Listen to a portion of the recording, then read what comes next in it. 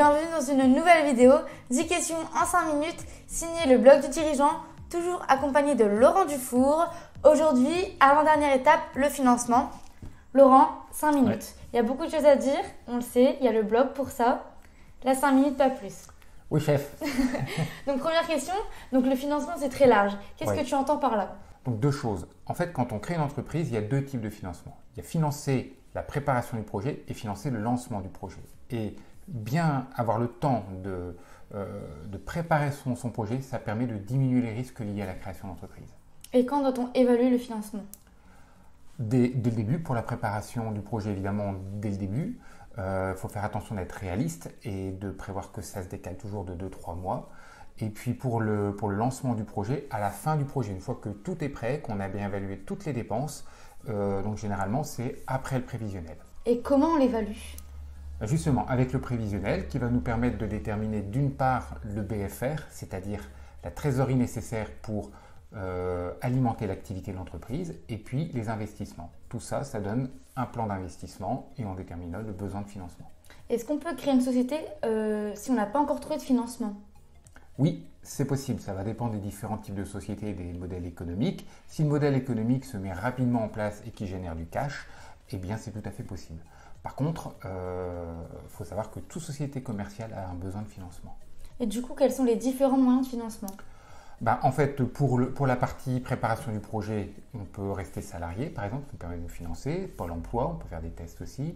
Pour ce qui est du lancement du projet, c'est des apports personnels, de la love money, du crowdfunding, de l'emprunt, des prêts d'honneur, des subventions, aussi des concours. Et puis après, on peut faire appel à des investisseurs, business angels ou autres.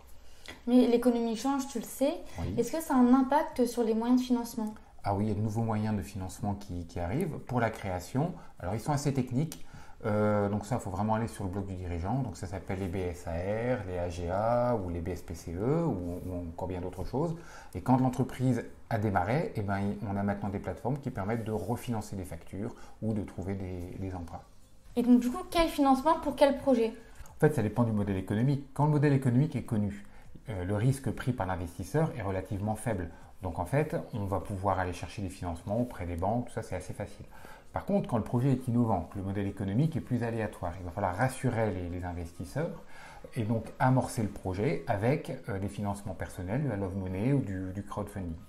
L'idée dans ces cas-là, c'est vraiment d'accumuler un capital avec les apports personnels, les subventions, les prêts et autres pour pouvoir faire un effet levier auprès des banques et aller lever un peu plus d'argent. Et quelles sont les grandes étapes pour trouver un financement? Alors, les grandes étapes, ça va être, on va les lister, mais ça va être l'étude de marché, puis ensuite travailler le modèle économique, l'offre commerciale, le prévisionnel, faire le business plan, et puis après on va voir les banques. Quelles sont les contreparties liées à un financement?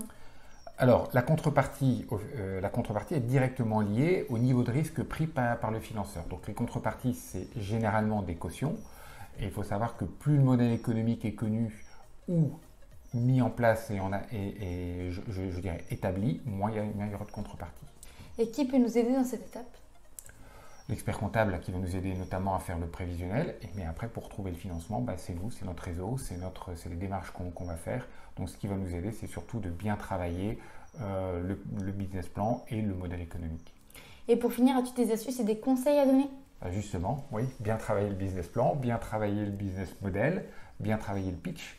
Ensuite, si on va chercher des investisseurs, c'est leur expliquer ce qu'on va faire avec leur argent dans les 100 jours qui suivent. Ça les rassure de savoir comment on va employer l'argent et comment l'argent va rapidement aider l'entreprise à se développer. Et puis enfin, la troisième chose, c'est de bien expliquer qui et pourquoi on a cette équipe-là pour lancer le projet, parce qu'en fait, un investisseur, il mise sur le projet, mais il mise surtout aussi sur l'équipe. Merci Laurent pour tes réponses. De rien. Et surtout, n'hésitez pas à aller faire un tour sur le blog du dirigeant et d'aller nous suivre sur les réseaux sociaux.